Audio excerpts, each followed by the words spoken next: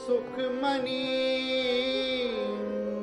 सुख अमृत प्रभ नाम भगत जना के मन विसराम। वाहिगुरु जी का खालसा वाहिगुरु जी की फतेह। दस बस्तूले पाँच पावे, दस बस्तूले पाँच पावे, दस बस्तूले पाँच पावे। एक बस्त कारने पे कोट गवावे, एक बस्त कारने पे कोट गवावे।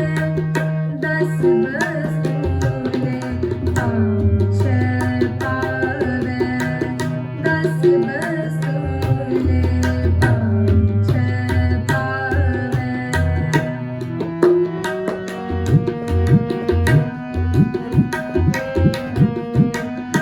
एक भी न दे दस भी ले,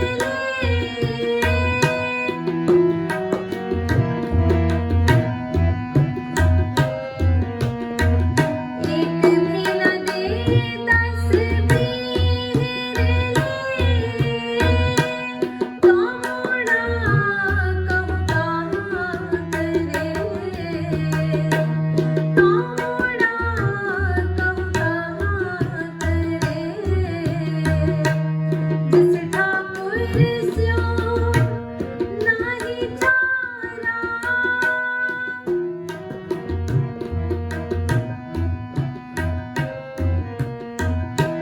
जिस ठाकुर स्यो नाही चारा।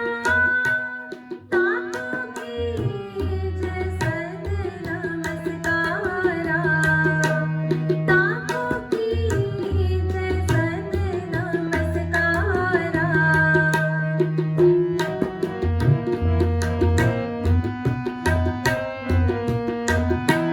जाके मन लागा प्रभ मीठा,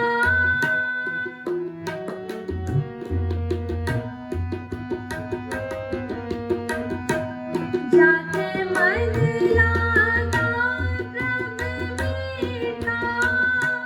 सर्व सुख ताहू मन बूठा, सर्व सुख ताहू मन बूठा। जिस जन अपना हुक्म मनाया,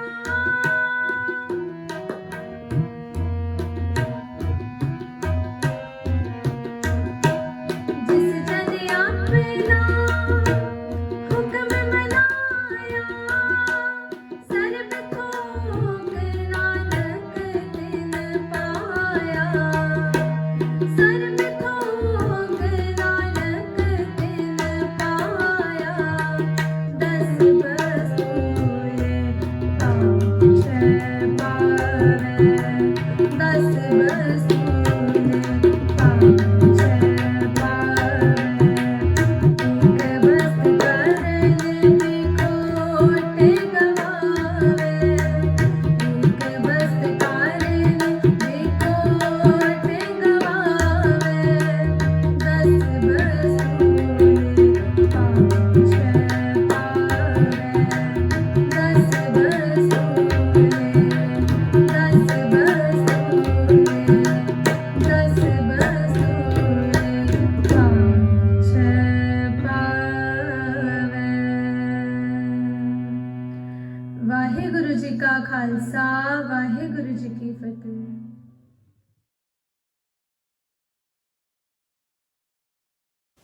वाहिगुरु जी का खालसा वाहिगुरु जी की फतेह। I'm Jessie Kaur, मेरा नाम है Gurpreet Singh and welcome to the Sukmani Series. We will be doing Astpadi number 5. And as we were thinking about doing this, we realized that we are rather ill-qualified to be expounding on the Bani in any kind of erudite way. So what we've done over the last few weeks is read through it many times, read through 3 or 4 different translations, took notes, thought about it, and then asked each other questions and had the discussion about what we thought the meaning was.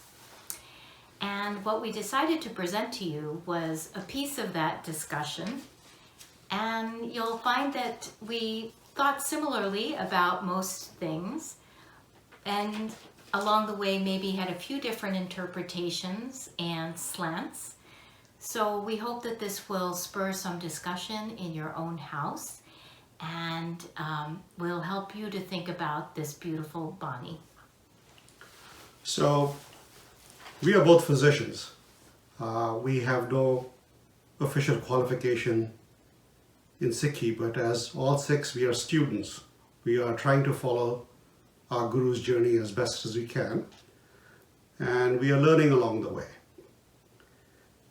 And what we've come to understand, as many of us in our community, that what the Gurus have put together in the 1430 pages of Guru Granth Sahib is a spiritual path for us to follow. It is not trying to teach us how to lead our daily lives, except giving us the guidelines, the fundamental principles by which we follow those lives and follow the path to Sikhi, the spiritual path. So Sukhmani Sahib is also an attempt to keep us on that path, keep us from going astray. So our interpretation is in context of the spiritual meaning of the Bani. And we try not to take it literally to the extent we can. Clearly, we will fail at many a point, and so we'll seek your forgiveness if we misinterpreted something. So what we'll do actually is start with the salok of the 5th Astpadi, and we are going to read that and then read one of the translations before we move into our discussion. Salok. Dinhar prabh chod ke lage an soaye, Nanak kahu na sij ji, bin nave pat jaye. He who discards God and attaches himself to other pleasures, O Nanak, he will never attain fulfillment. Without the name of God, he shall lose all his honor. Astpadi Panjvi. 10 bastule pache pave, ek bast karan bikhod gawave. Man receives 10 blessings from God, but for lack of one which he has not obtained, he forgets the 10 and loses faith in God. Ek bina de 10 bhi hirle, to mura kaho kaha kare. If God does not give even one and also withdraws the other 10, then what this foolish man can do? Jis thakar syo nahi chara, tako kije sad namaskara. To that God with whom our power is useless, we should ever pay homage to him. Jake man laga prabh meetha, sarv sukh tahu man vutha. He who finds love for God in his heart, he obtains all joys and comforts. Jis jan apna hukam manaya, sarab thok nanak tin paya. To whom God inspires to obey his order, O Nanak, they obtain all blessings.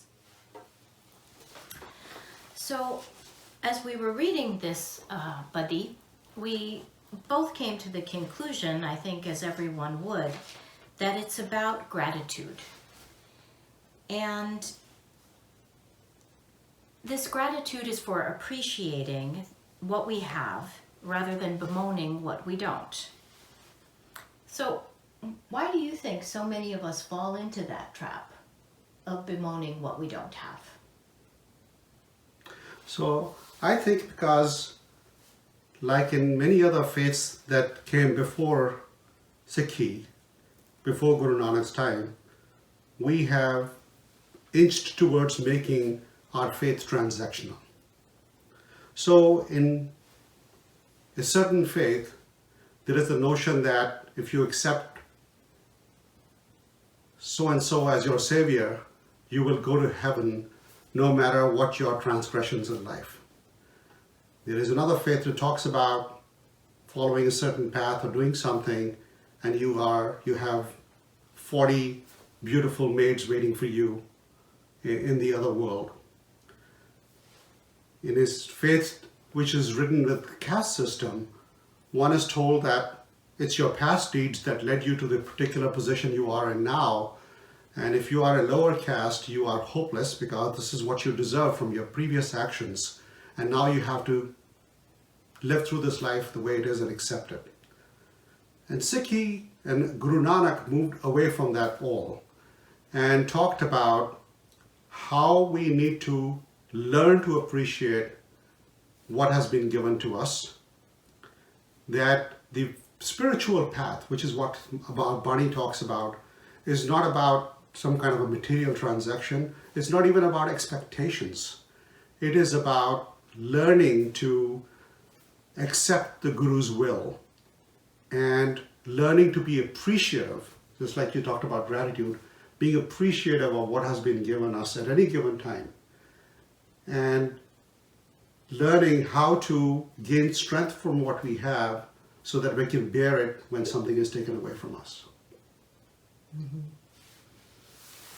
That can be hard to remember sometimes. So how do you do that in your day-to-day life? I think it is hard on a day-to-day basis. I think being in medicine sometimes makes that a little bit easier because we're confronted on a day-to-day basis with people who have suffered loss. They've suffered loss of their health, of their some maybe physical aspect of their functioning, of a family member. In our case, sometimes what we're seeing in the children's hospital, sometimes the loss of a child. And so what I think that we often speak about the fact that when we see those things during our everyday work, it becomes harder to bemoan small things that might have gone wrong in our day otherwise. So I think that we both feel that our work helps us remember to be appreciative. And that's so very true. I mean, there are often times when we come back and just discuss with each other how appreciative we need to be of what we have, because there is a great deal of pain that people go through. And without a doubt, all of us will experience pain at some point. And that's really the spiritual journey of Bani, in teaching us how to deal with the joys and the sorrows. And that's what this beautiful Astpadi is also explaining to us, showing us the way. So we'll touch on the second Padi. Agant saha apni de ras, khat पीत बरते अनद उलास अपनी अमान कछ बहर सहाले अज्ञानी मन रोष करे.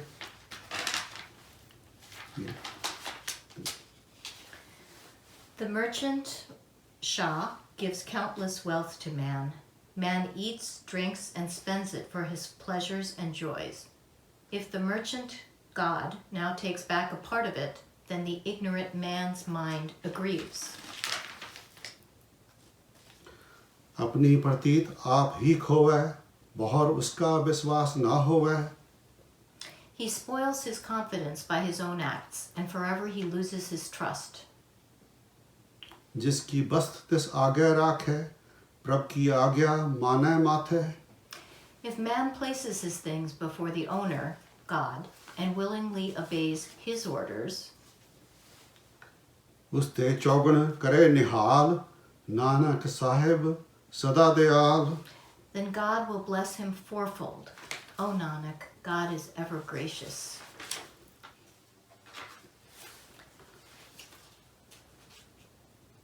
So I think that this second Padi talks again about appreciating all the small day-to-day blessings in our lives.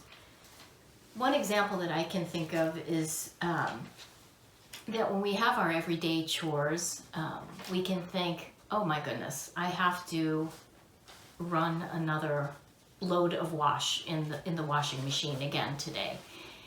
And sometimes it's difficult to remember that in fact we are lucky to have a washing machine. We are lucky that our children are well enough that they can go outside and play and get their clothes dirty. We are lucky that we are in good enough health and with the function of our limbs and able to actually do the wash. So there are so many things in those small day-to-day acts that we should be appreciative of. But in the course of our lives, when we are busy, I think that they are very hard to remember.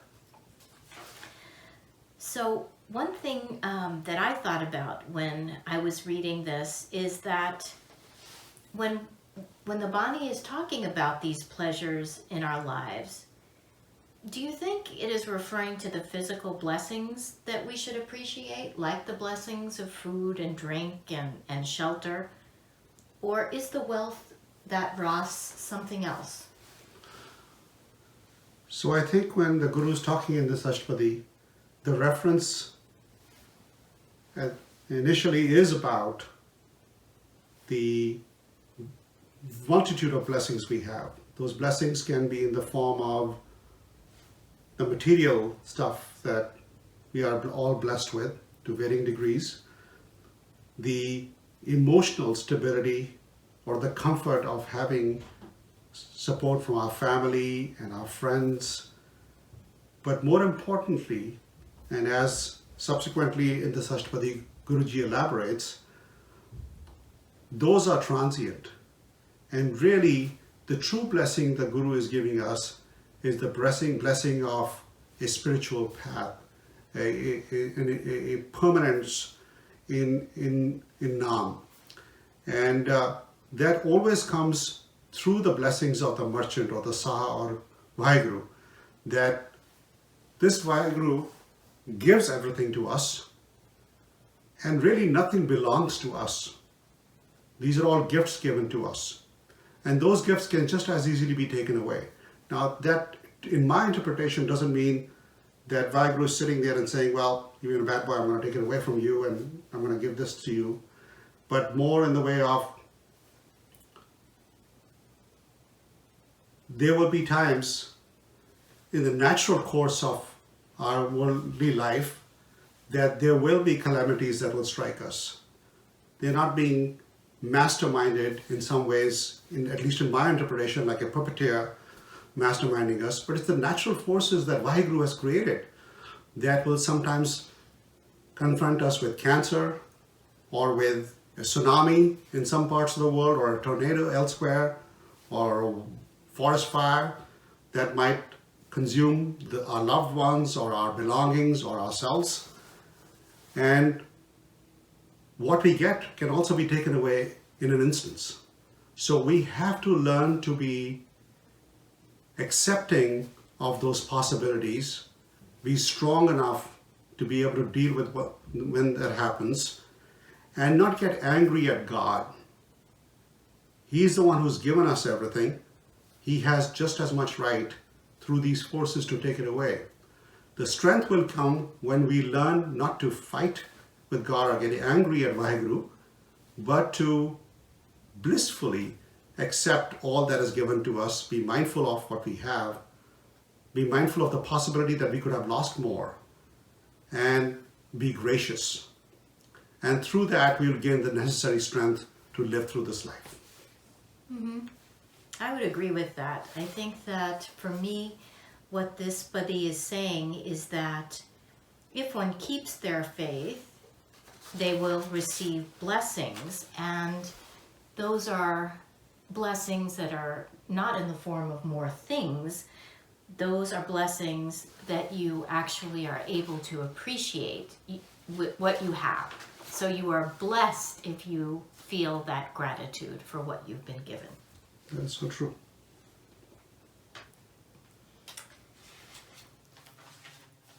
The third Badi. अनेक पात माया के हेत sir पर होवत जाननेत All various forms of worldly pleasures, you must know that these are certainly temporary. Birki chaya seo rang lave, o binse o man pachtawe. Whoever attaches himself with the shadow of the tree repents when the shadow, which is temporary, passes away. Jo dise so chalan har, lapt reo teh andhar.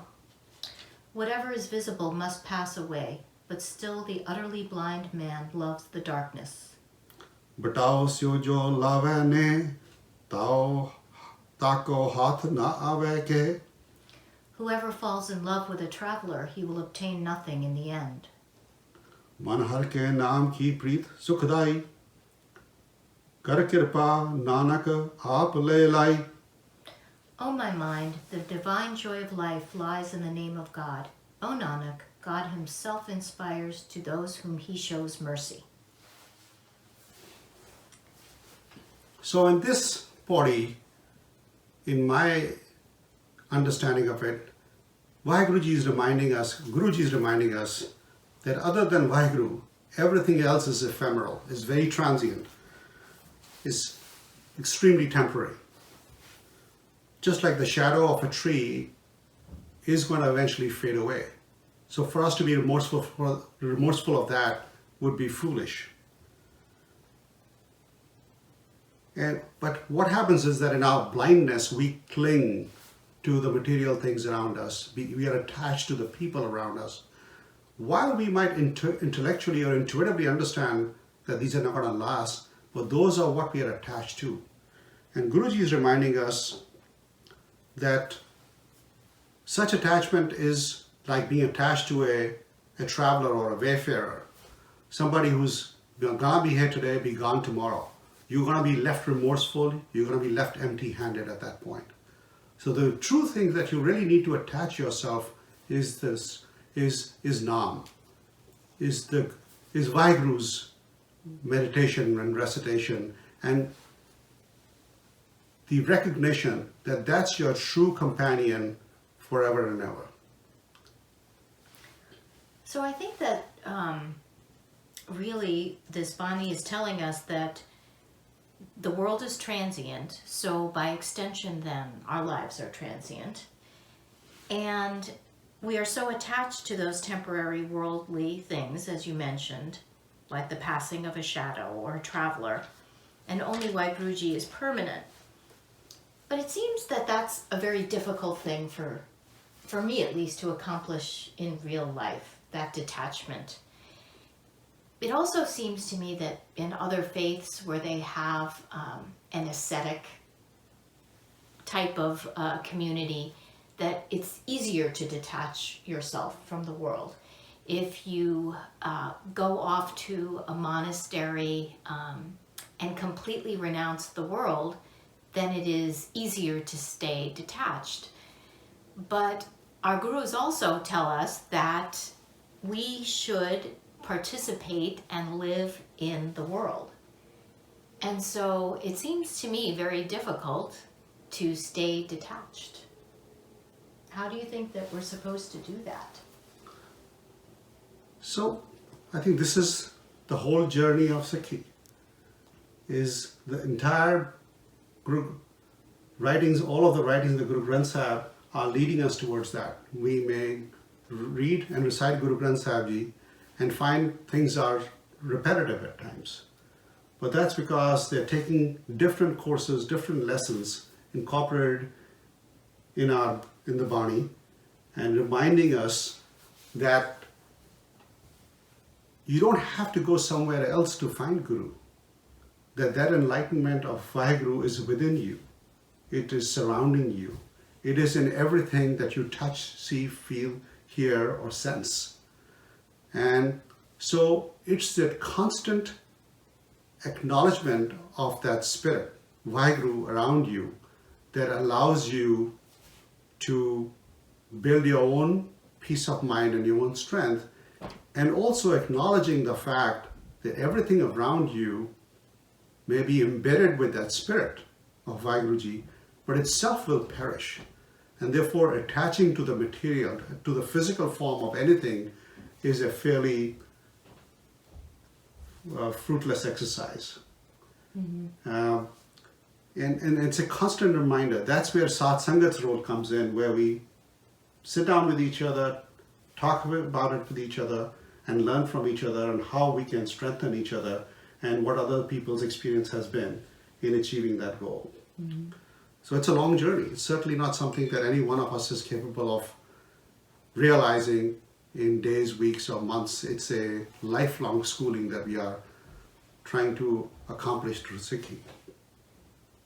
Yes. And the beauty of it is, in the end of this Padi, Guru Arjan Dev Ji is again reminding us that this can only be accomplished. This path of spiritual enlightenment, of being attached to Naam, will come through Vaheguru's blessing. So Vaheguru gives us everything, including the power to realize that that's how you're going to find eventual spiritual salvation and find true meaning in life. The fourth Padi. Mithya tan kutam sabaya, mithya home mamta maya. Our body, wealth, and the entire family are perishable. Our ego, worldly love, and attachment to God of Mammon are perishable. Mithya raj joban tanamal, mithya kam krodh bikral. The authority, beauty of youthfulness, wealth, and prosperity are perishable. Our lust and terrible anger are perishable. Mithya rath hasti asva bastra, mithya rang sang maya pek hasta. Our royal chariots, elephants, steeds, and dresses are perishable. Our attachment with the God of Mammon, who gives pleasure, is perishable. Mithya troh moho avman, mithya apas upar karat guman. Malice, worldly love, and pride are false. The pride in oneself is false. Asthir pagat sadhaki saran, nanak jap jap jive harke charan. Only devotion under the shelter of the true saint is immutable. Nanak finds life by dwelling on God's feet. So, again, to me, Guruji is reminding us about the transient nature of everything around us. It's a reinforcement of the premise that was expounded in the first couple of Astpadis. And it talks about the evanescence of everything that we experience around us. Not just the material stuff that we can sense through our five senses, but even our emotions are complete fallacy. That they are transient. We will have our outbursts and we will have our bursts of emotion as well, of love as well, just as much as we are capable of getting angry. So our ego can easily be shattered by one false move. Our pride in what we possess can evaporate when our business goes bad or our house crumbles in an earthquake. None of these are going to last with us. It's only that our devotional service to Vaheguru that is going to carry us through and stay with us forever. What is your take on that? I would agree with that. I think what I was really struck by is the piece of how our own ego is perishable. It's easier to think about some of the physical surroundings being perishable, but I was very struck by that line. And it occurred to me that we are so caught up with our identity, our identity as doctors or as professors or the head of a company, that it's hard sometimes, I think, to separate our identity from our ego, but even that is perishable and transient. And so that line really made me think quite a bit about how even our own interpretation of our self-worth that too is perishable and transient. So true. And in that sense, I think our lives as physicians is quite humbling. As a surgeon, certainly, you can do some wonderful procedures, and then you might every once in a while have a really bad outcome. It's a real kick in the pants, and it sets you straight. And it's a good reminder that you need the strength that Nam is able to provide you to get you through that moment, and to be able to do the right thing all over again the next time around, and be able to face a similar situation and come through accomplishing something more meaningful and with a better outcome than you would have the last time, and not be fearful in that situation of repeating yourself and be faced with failure again. So that Vaheguru's Naam is again what strengthens you and allows you to go through the day-to-day rigors of life. Otherwise, you could get paralyzed by your own fears. You could get paralyzed by your own angers. You could get paralyzed by, we could all get paralyzed by our prejudices. And Vaheguru, and it's Vaheguru's Naam that can see us through those moments. And Guruji repeatedly reminds us of that we don't really have control over a lot of things. And sometimes we can be very judgmental, all of us at various points are very judgmental of how others conduct themselves or what they do. And I have to constantly remind myself that the only person I can be in control of is my own actions. And even that is a challenge unto itself. And so this is a great reminder of the fact that we have to be grateful, we have to be appreciative, that the giver is only one. We are the takers at every given time. And so getting into a transactional relationship, while it is very tantalizing, is an exercise in folly. Yes. And it's misleading. And that none of us have all of the answers. So thank you for letting us have this discussion with you.